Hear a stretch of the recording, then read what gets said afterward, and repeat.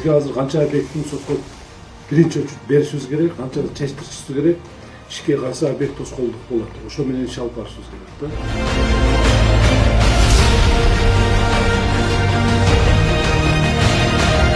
Жерге киоск, газета сатат, китеп сатат, түшүндүңүз да.